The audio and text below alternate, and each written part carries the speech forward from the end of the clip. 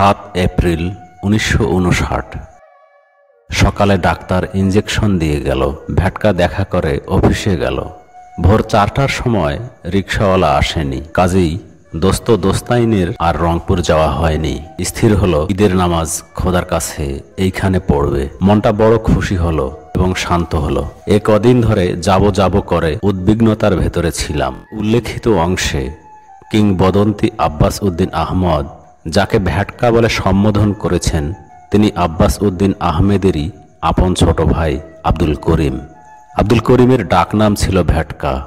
আব্বাস উদ্দিনের এই ভ্যাটকাই বাউকুমটা বাতাস যেমন ঘুরিয়া ঘুরিয়া মরে, মুখ কোনা তোর ডিবো ডিবো, দেওয়ায় করছে মেঘ মেঘালি, বাপুই চ্যাংড়া রে, গাছ চড়িয়া দুইটা জলপই পাড়িয়া দে সহ কালোত্তীর্ণ বহু ভাওয়াইয়া গানের স্রষ্টা আব্দুল করিম।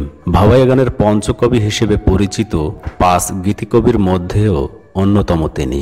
কোটি কোটি সঙ্গীত শ্রোতার হৃদয় জয় করা তার অনন্য সৃষ্টি এসব ভাওয়াইয়া দেশ বিদেশে যতটা জনপ্রিয়, তার বিপরীতে আব্দুল করিম ততটাই বিস্মৃত। ভাওয়াইয়া গানের এক বিস্মৃত গীতিকবি আব্দুল করিমকে নিয়ে আজকের আয়োজন।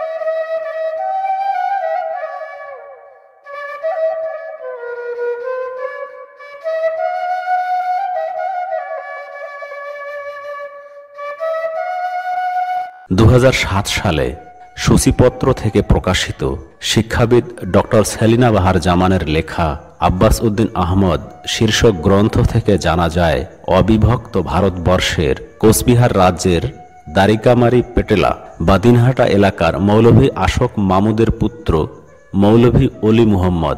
অলি মুহম্মদের পুত্র হলেন ওই সময়ের তুখোড় আইনজীবী জাফর আলী আহমদ। অপরদিকে দিনহাটার পার্শ্ববর্তী এলাকা বলরামপুরের খৈয়র মুহাম্মদের পুত্র সূর্য মুহাম্মদের কন্যা হীরামন্নেসার সঙ্গে বিবাহ বন্ধনে আবদ্ধ হন জাফর আলী আহমদ।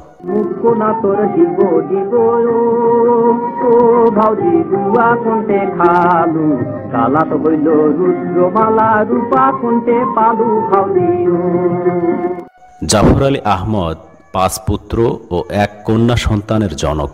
পুত্রদের মধ্যে সবার বড় মোহাম্মদ আব্দুল গফুর। এরপর ক্রমান্বয়ে ভাওয়াইয়া সম্রাট খ্যাত কালজয়ী শিল্পী আব্বাস উদ্দিন আহমদ, মনসুর আলী আহমদ, ডাক্তার আব্দুর রহমান এবং সবার ছোট আব্দুল করিম। আব্দুল করিমের একমাত্র বোন মজিরুন্নেসা। মজিরুন্নেসা বয়সে কেবলমাত্র আব্দুল গফুরের ছোট ছিলেন। আব্বাস উদ্দিন, মনসুর আলী, আব্দুর রহমান এবং আব্দুল করিমের চেয়ে বড় ছিলেন বয়সে। তাই মজিরুন্নেসা অত্যন্ত স্নেহ করতেন ছোট ভাইদেরকে। আমার ফুপু যিনি অপূর্ব ভালো গাইতেন, ফুপু আমার ভীষণ ভালো গাইতেন আর ওই নর্থ বেঙ্গলের নাচগুলো উনি করতেন বিয়ে বাড়িতে। মুস্তাফা জামান আব্বাসী তার মজিরুন্নেসা ফুপুর এসব গুণের কথা বলেছেন তার লেখা আব্বাস উদ্দিন মানুষ ও শিল্পী গ্রন্থে। ও কি হাপা হাপা নাপা নাপা পাত শীর্ষক বলরামপুরিয়া ছড়া গান সুরে সুরে গাইতেন মজিরুন্নেসা। গাছু টুটিয়া দুটাহা অমুক জল পুহু করিয়া দে। কোচবিহারের দারিকামারি পেটেলা বা দিনহাটা থেকে কোনো এক সময় কোচবিহারের বলরামপুরে স্থায়ী নিবাস গড়েন জাফর আলী আহমদ। আব্দুল করিমের জন্ম বলরামপুরের হীরামন মঞ্জিলেই 1921 সালের 1 এপ্রিল।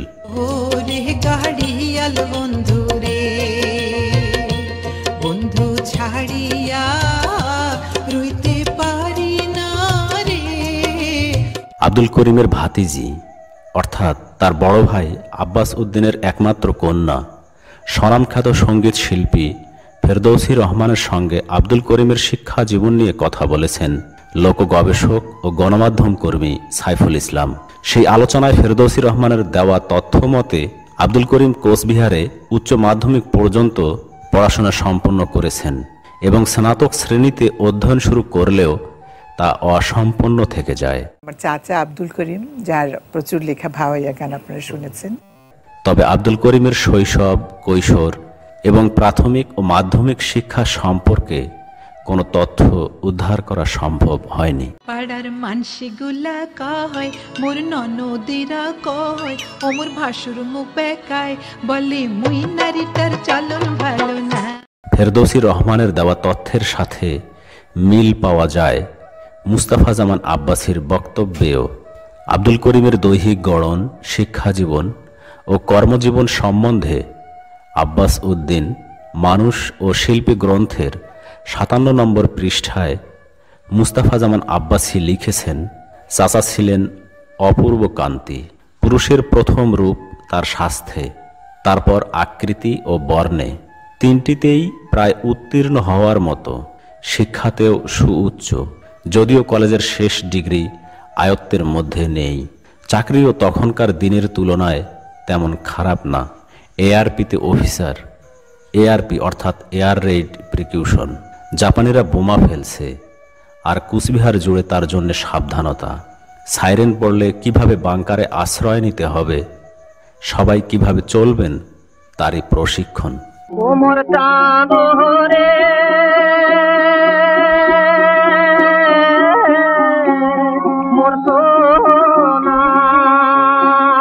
আব্দুল করিম পান খেতে পছন্দ করতেন, তাই বলে বাসায় পান খেয়ে আর গান লিখে তিনি সময় কাটিয়েছেন তা নয়।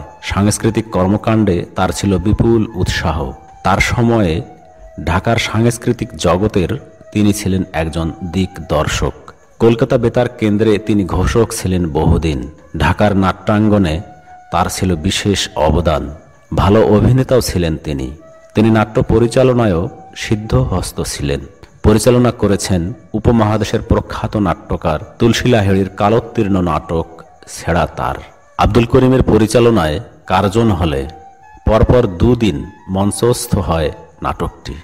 বাংলাদেশের প্রথম পূর্ণ দৈর্ঘ্য সবাক চলচ্চিত্র মুখ ও মুখোশ নির্মাণেও ছিল তার অনুপ্রেরণা। কোন বনে ডাকিল কোকিল রে, কোন বনে ডাকিল কোকিল রে। পল্লীকবি জসিমউদ্দিন এবং আব্বাস উদ্দিনের নেতৃত্বে সরকারের প্রচার বিভাগ বা সং পাবলিসিটি ডিপার্টমেন্টে আরও অনেকের সঙ্গে যুক্ত ছিলেন আব্দুল করিম। আব্বাস উদ্দিনের মৃত্যুর পর আব্দুল করিম ওই পদে নিযুক্ত হন।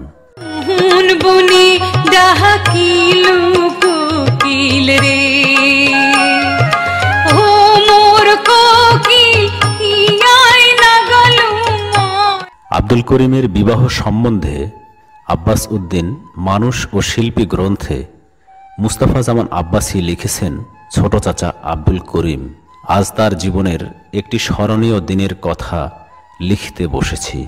বলরামপুর গ্রামেরও একটি সুন্দর দিন, চাচার বিবাহ।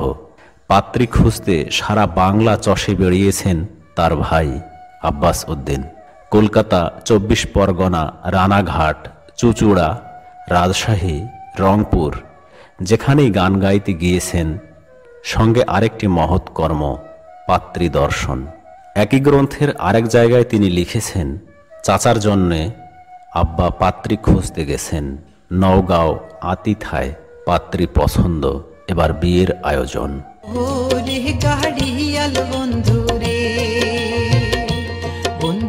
ছাড়িয়া রইতে পারি না রে।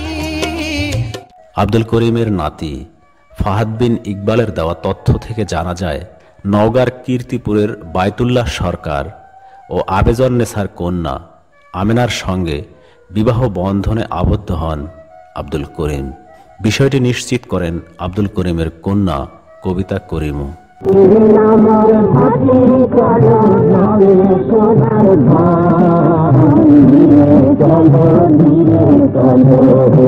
নববধূ আমেনার নামের শেষে বিয়ের পরে তার স্বামী আব্দুল করিমের করিম যুক্ত হয়, ফলে তিনি আমেনা করিম নামে পরিচিতি লাভ করেন।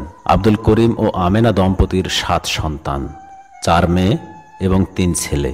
4 মেয়ে হলেন আশরাফি কুরেশি রোজি, রোকসানা করিম, কবিতা ইকবাল এবং লিপিকা খন্দকার। আর 3 ছেলে হলেন জাফর করিম, জুবায়ের করিম এবং কোহেল করিম। তোমার লাইগা রাইখা দিছি, তোমার লাইগা রাইখা দিছি কাঁচা দুধের জনি রে, আউশ ধানের মুড়ি। আব্দুল করিমের সন্তানেরা প্রত্যক্ষভাবে সাংগীতিক পরিবেশেই বড় হয়েছেন এবং প্রত্যেকেই স্ব ক্ষেত্রে সুপ্রতিষ্ঠিত। বাংলা সিনেমার জজ সাহেব খ্যাত অভিনেতা প্রয়াত একে কুরেশি হলেন আব্দুল করিমের বড় মেয়ে আশরাফি কুরেশি রোজির স্বামী। আব্দুল করিমের কন্যা রোকসানা করিম ভাওয়াইয়া গানের অনন্য শিল্পী।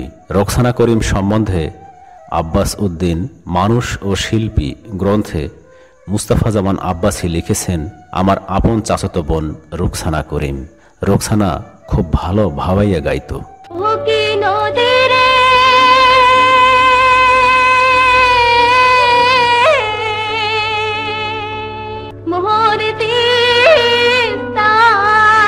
আব্দুল করিমের আরেক কন্যা কবিতা করিম ঢাকা ও রংপুর সহ বিভিন্ন স্টেজে, বেতারে এবং টেলিভিশনেও নাটক ও সঙ্গীত পরিবেশন করেছেন নিয়মিত। কবিতা করিম 2019 সালে পিতা আব্দুল করিমের সৃষ্টিকর্ম ধরে রাখার জন্য প্রকাশ করেছেন আব্দুল করিমের কালজয়ী ভাওয়াইয়া গান নামে একটি গ্রন্থ। আব্দুল করিমের কন্যা কবিতা করিম জানান, এক সময়ের আলোচিত পত্রিকা চিত্রালীতে নিয়মিত লিখতেন আব্দুল করিম। পত্রিকার কপিও সংগ্রহে ছিল, কিন্তু এক অগ্নিকাণ্ডের কারণে সেসবের অনেক কিছুই পুড়ে ধ্বংস হয়ে যায়।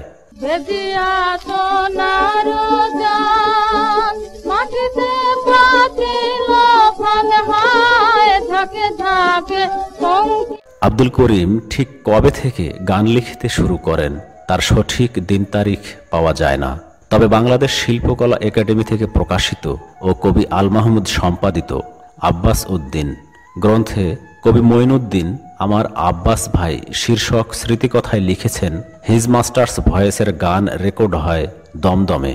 একদিন গেলাম সেখানে, বেলা প্রায় 2টো, কেউ নেই, শূন্য মাঠ। দারোয়ান বললে কাজী সাহেব নেই। হতাশ হৃদয়ে ব্যর্থ হয়ে ফিরে আসছিলাম। হারমোনিয়ামের ক্ষীণ আওয়াজ একটি কামরা থেকে ছুটে এসে কানের পর্দায় আঘাত করল। উৎসুক্য জাগলো মনে, দারোয়ান হয়তো মিথ্যে বলেছে। অনেক সময় ভিড় এড়াবার জন্য এমন হয়। এগিয়ে গেলাম কামরার দিকে, উকি মারতে গিয়ে দেখি আব্বাস ভাই একা বসে একটি গানে সুর দেবার চেষ্টা করছেন। মাথা তুলে একগাল হেসে বললেন, আরে কে, মঈনুদ্দিন? এসো এসো। বললাম, না ভাই, আজ যাই, কবির সাথে দেখা করতে এসেছিলাম। সত্যি নেই নাকি? বললেন, হ্যাঁ সত্যি নেই, একটু আগেই চলে গেছেন। আমি একটা নতুন গানে সুর দেবার চেষ্টা করছি, তাই রয়ে গেছি, নইলে দেখছো না সব ফাঁকা। বসো বসো, তোমাকে একটা নতুন গান শোনাবো, যা শোনোনি কোনোদিন। বললাম, কি গান? বললেন, ভাওয়াইয়া। নাম শুনেছ কখনো? বললাম, না তো। সে আবার কি গান? তিনি বললেন, এ আমাদের ওই অঞ্চলের গান, গ্রামের সম্পদ। বললাম, গ্রাম থেকে সংগ্রহ করা বুঝি? তিনি বললেন, না তা নয়, আমার ছোট ভাই আব্দুল করিমের লেখা। বললাম, আরে সেও গান লেখে নাকি? বললেন, লেখে, দেখাচ্ছি, দেখো তো কেমন হয়েছে। একটি ছোট গল্পকে কেমন একটা গানের ভিতর টেনে এনেছে। মুখো না তোর দিব দিব ও ভাউজি দুয়া কোনতে খালু কালা তো হইল রুদ্রমালা রূপা কোনতে পালু ভাউজি আব্দুল করিমের ভাওয়াইয়া গান লেখার নেপথ্য ঘটনার বিবরণ পাওয়া যায় মুস্তাফা জামান আব্বাসীর লেখায়। আব্বাস উদ্দিন মানুষ ও শিল্পী গ্রন্থে তিনি লিখেছেন, গাড়িয়াল আর রাজপন্থ এই হলো ভাওয়াইয়া, গরুর গাড়ি নেই। অনুপস্থিত ভাওয়াইয়া গানের আবহাওয়া বা অনুষঙ্গ, এই কথাটা বুঝতেন ভাওয়াইয়া গানের কবি আব্দুল করিম। আব্বাস উদ্দিন পাশে বসে থাকতেন আর আব্দুল করিম লিখছেন। এটাই ছিল সব ভাওয়াইয়া গান লেখার পূর্ব ইতিহাস। ওরে গাড়িয়াল বন্ধু রে, বন্ধু ছাড়িয়া রইতে পারি না রে। ঢাকা থেকে 2010 সালে বাংলাদেশ লোকসঙ্গীত পরিষদ প্রকাশিত একটি সংকলনে কালজয়ী আব্বাস উদ্দিন শিরোনামে পল্লীকবি জসীমউদ্দিনের একটি প্রবন্ধ রয়েছে। সেখানে তিনি লিখেছেন, অনেকের ধারণা আব্বাস যত ভাটিয়ালি গান গাহিয়াছে আর সবই আমার রচনা, কিন্তু ইহা ভুল। আব্বাস আমার রচিত মাত্র 11 কি 12টি গানের বেশি রেকর্ড করে নাই। তাহার কণ্ঠে গাওয়া আমার রচিত গানগুলির রেকর্ড হাজার হাজার কপি বিক্রয় হইয়াছে। তাহার ভাই আব্দুল করিম যখন গান রচনা করিতে আরম্ভ করিল, তখন হইতে আব্বাস তারই অধিকাংশ গান গাহিয়াছে। আব্দুল করিমের রচিত অধিকাংশ গানই ভাওয়াইয়া সুরের। এই সুরের গান গাহিতে আব্বাসের কোনো জুড়ি ছিল না। ঘুমটা বাতাস যেমন ঘুরিয়া ঘুরিয়া মহরে ওরে ওই মতন। আব্দুল করিমের লেখা অতি শ্রোতাপ্রিয় গানগুলোর মধ্যে উল্লেখযোগ্য হল ওমর কালারে কালা, আইল বাঁধো কন্যা জলরে ছ্যাঁকো, দেওয়ায় করছে মেঘ মেঘালি, মুখ কোনা তোর ডিবো ডিবো, কোন বনে ডাকিল কোকিল রে, ওরে গাড়িয়াল বন্ধুরে, ও কি নদীরে মোর তিস্তা প্রভৃতি। এসব গানের বেশিরভাগেরই সুর করেছেন তার বড় ভাই ভাওয়াইয়া সম্রাট খ্যাত কিংবদন্তি আব্বাস উদ্দিন আহমদ। গেয়েছেনও তিনি। তবে কোনো কোনো গানে আব্বাস উদ্দিনের সঙ্গে আশালতা রায় ও হেমলতা বসু কণ্ঠ দিয়েছেন।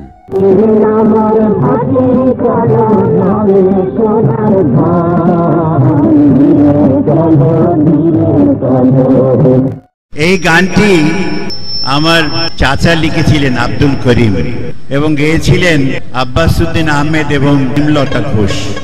দেওয়ায় করছে মেঘ মেঘালি গানটি 1960 সালে নাজির হোসেনের কাহিনী অবলম্বনে ফতেহ লোহানী পরিচালিত আসিয়া চলচ্চিত্রে দ্বৈত কণ্ঠে পরিবেশিত হয়।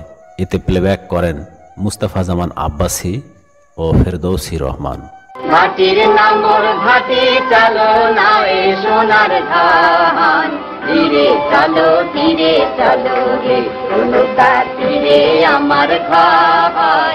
আব্দুল করিমের লেখা অপর জনপ্রিয় গানগুলো হলো বাপুই চ্যাংড়া রে, আজ এই দিনের বা গতিক ভালো নোয়ায়, বাউকুমটা বাতাস যেমন, ওমর চান্দরে মোর সোনা ইত্যাদি।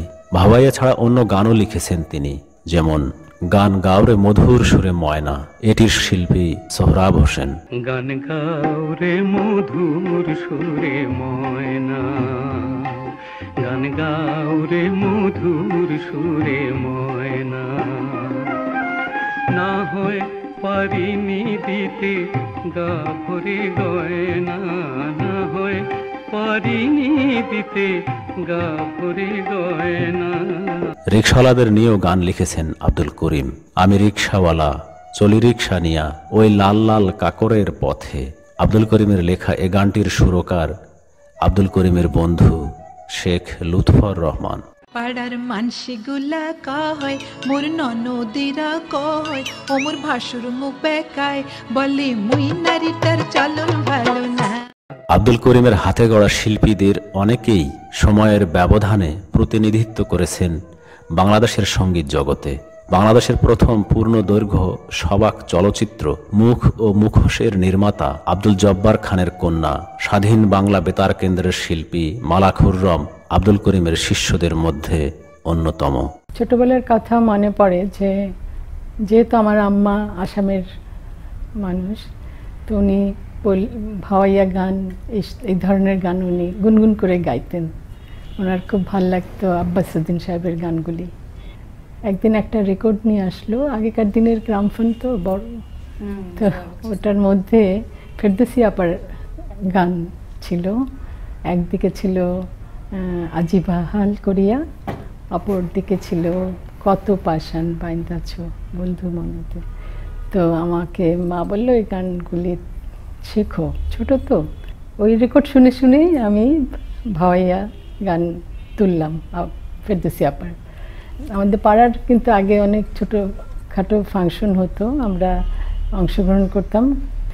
তো এইরকমই এক সময় একজন পাড়ার আমাকে বললো যে একটা ফাংশন আছে, তুমি গান করবে। একটু জানে আমি একটু একটু গান করি, তো এটা মনে হয় মতিঝিলের কোথাও হবে। তো ওইখানে আমি এই ভাওয়াইয়া গান করেছিলাম। তো গানটা হওয়ার পরে একজন আমাকে ডাকলেন, এই খুকি এদিকে আসো তো। তা আমি গেলাম, তা আমাকে জিজ্ঞেস করছেন যে তোমার নাম কি? তা বললাম মালা খান। তখন মালা খানটাই বলতাম, অনেক কথার মধ্যে আব্বার কথা জিজ্ঞেস করলো, কি তোমার আব্বার নাম কি? আব্বার নাম বলাতে উনি চিনে গেলেন একবারে, ও তুমি ওনার মেয়ে, জাব্বার সাহেবের মেয়ে, আচ্ছা। তো খুব আদর করলো আমাকে। তো বললাম আমি আসবো তোমাদের বাসায়। তো ওনারা দুজনেই আসলেন, চাচি এবং আমি ওনাকে করিম চাচাই বলতাম, দুজনেই আসলেন। তো আব্বাদের সাথে খুবই সুন্দর সম্পর্ক, তখন আসা যাওয়াটা খুব হতো, তখন দেখতাম আসতেন ওনারা। তো এইরকম আর কি। তা আবার ওনার বাসাও আমি গিয়েছি, আব্দুল করিম সাহেবের বাসায়। আমাকে এত স্নেহ করতেন। আমার একটা কথা মনে আছে, উনি আমাকে গান তো মানে ওইভাবে তোলা হয়নি, তবে একটা গান আমার একটু একটু মনে আছে। উনি আমাকে বলছে এই গানটা তুমি গাও। কি করেন গো মালার মাও হে, কি করেন বসিয়া, তোমার মালাকে নিয়া গেল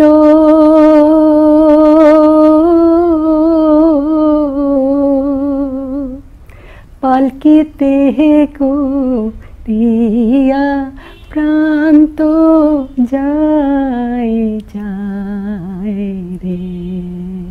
এই গানটা আমি ওনার কাছ থেকে শিখেছিলাম। 2025 সালের এপ্রিল মাসে সরগম পত্রিকায় প্রকাশিত আব্দুল করিম পাউকুমটা বাতাসের বিস্তৃত স্রষ্টা নিবন্ধে লোকগবেষক সাইফুল ইসলাম লিখেছেন, আব্দুল করিম জীবন বোধে ছিলেন নাগরিক, কিন্তু মননে ছিলেন প্রাকৃতজন। আব্দুল করিমের ভাওয়াইয়ায় তার সেই সত্তার পরিচয় পাওয়া যায়। তার লেখা ভাওয়াইয়াগুলো প্রাকৃতজনের জীবনাচার, সুখ দুঃখ, আনন্দ বেদনা এবং প্রকৃতির অপার সৌন্দর্যের সম্মিলনে সমৃদ্ধ। কতটা প্রকৃতি ঘনিষ্ঠ হলে আপন সৃষ্টিতে সহজে তুলে ধরা যায় প্রকৃতির বৈচিত্র্যময় চিরায়ত রূপ, তার প্রমাণ আব্দুল করিমের লেখা ভাওয়াইয়াগুলো। আব্দুল করিম ভাওয়াই ভূমির প্রকৃতি ঘনিষ্ঠ মানুষদের জীবনাচার যে কত গভীর মনোনিবেশে নিরীক্ষণ করেছেন তা তার গানগুলোতে অতিশয় দীপ্যমান। সর্বোপরি ভাওয়াই ভূমির জনগোষ্ঠীর মুখ নিঃসৃত এমন শব্দ ঠাঁই পেয়েছে তার গানে, নাগরিক জীবনে যেগুলোর ব্যবহার নেই বললেই চলে। কালা রে কালা, ওপারে ওমর কালারে কালা গানটি আব্দুল করিমের জন্মগ্রাম বলরামপুরে তার পৈতৃক নিবাসকে ঘিরেই রচিত বলে জানা যায়। শিক্ষাবিদ ডক্টর সেলিনা বাহার জামান তার আব্বাস উদ্দিন শীর্ষক গ্রন্থে বাড়িটি সম্পর্কে লিখেছেন, বাড়ির পূব দিকে দিগন্ত প্রসারিত মাঠ, সবুজ ধানের ক্ষেত, তারপর কালজানি নদী। আব্বাস উদ্দিনের সুর দেওয়া এবং তার ছোট ভাই আব্দুল করিমের লেখা গানে এই বাড়ির সুন্দর বর্ণনা আছে। দক্ষিণ খোলা বাড়িতে প্রচুর কলা গাছ ছিল, ছিল প্রচুর ফুলের গাছ। কালা রে কালা, ওপারে গবেষক আবুল আহসান চৌধুরীর লেখা বাঙালির কলের গান গ্রন্থে আব্বাস উদ্দিন লৌকিক সুরের চারণ অধ্যায়ে লেখা হয়েছে, আব্বাস উদ্দিনের গাওয়া ভাওয়াইয়া খিরল চটকা গানগুলোর বাণী কিছু প্রচলিত, আবার কিছু বা তার অনুজ আব্দুল করিম রচিত। আব্বাস উদ্দিন মানুষ ও শিল্পী গ্রন্থে মুস্তাফা জামান আব্বাসী লিখেছেন, ছোট চাচা আব্দুল করিম ভাওয়াইয়া গান লিখে জগৎ বিখ্যাত। তার লেখা গানগুলো বাঙালির স্মৃতিতে বহুদিন বেঁচে থাকবে বলে আমার বিশ্বাস। ভাওয়াইয়ার জন্মভূমি প্রথম খণ্ড গ্রন্থের উৎসর্গপত্রে মুস্তাফা জামান আব্বাসী লিখেছেন আব্দুল করিম। ভাওয়াইয়া গান যার কাব্যিক মননে মূর্ত হয়েছে। এই গ্রন্থেরই 262 নম্বর পৃষ্ঠায় মুস্তাফা জামান আব্বাসী আরও লিখেছেন, আব্বাস উদ্দিনের সবচেয়ে ছোট ভাই আব্দুল করিম ভাওয়াইয়া গানের গীতিকার। সবচেয়ে সুন্দর গানগুলো তার লেখা।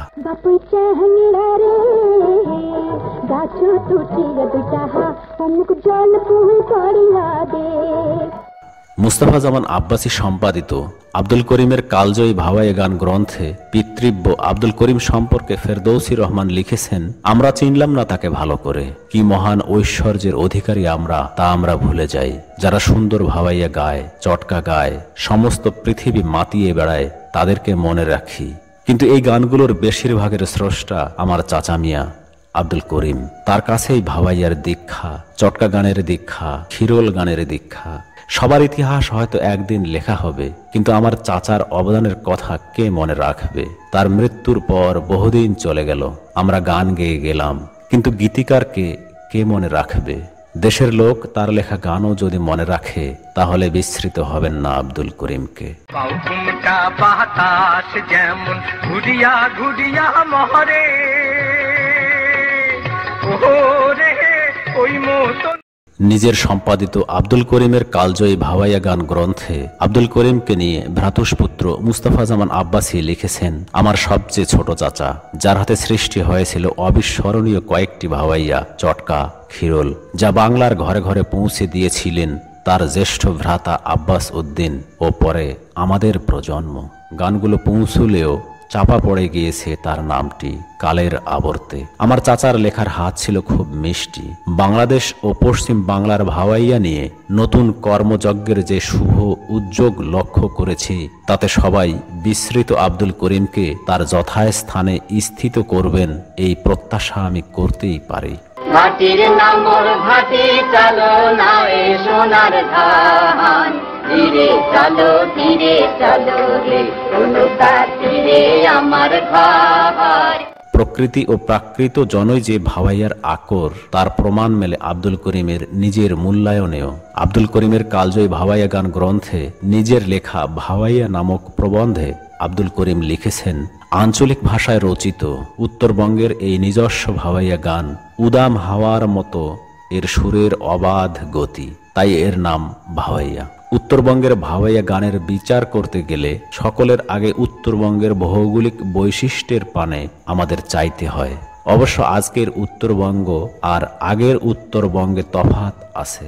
উত্তরবঙ্গের মাথার উপরে উন্নত বিরাট পাহাড় মেঘের জটা দাঁড়িয়ে আছে, আর দিগন্ত বিস্তৃত মাঠের বুক সবুজের সমারোহ। উত্তরের পাহাড়ি হাওয়া সবুজ ধানের ক্ষেতকে আলোড়িত করে চালায় অবাধ অভিযান। খেয়ালি প্রকৃতির এই দুরন্তপনার ভেতর ভাওয়াইয়া গান জেগে ওঠে বিদ্যুতের মতো ধারালো সুরে, শত শত কিষানের সহজ কণ্ঠে, একান্ত নির্জন বিলাসী মৈশালের দৃপ্ত কণ্ঠে, আর সেই সুরে সুর মিলিয়ে বেজে ওঠে রাখালের বাঁশি, গিদালের দোতারা।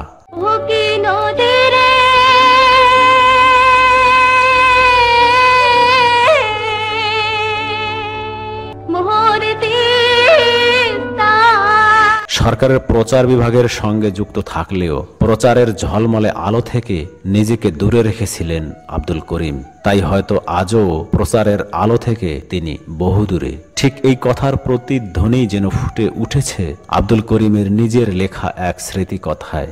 বাংলাদেশ শিল্পকলা একাডেমি থেকে প্রকাশিত ও কবি আল মাহমুদ সম্পাদিত আব্বাস উদ্দিন গ্রন্থে অগ্রজ আব্বাস উদ্দিন আহমদ শীর্ষক ওই স্মৃতি কথায় আব্দুল করিম নিজের সম্বন্ধে লিখেছেন, আমি লিখেছি তার চাহিদা মাফিক। তার অসুস্থতার আগেও আমি তার জন্য অনেক কথা, অনেক গান লিখেছি। তিনি যেমন ভাবে লিখতে বলতেন ঠিক তেমনি ভাবে আমার মতো এমন অনেক অনেক অকবিকে কবি করেছিলেন তিনি।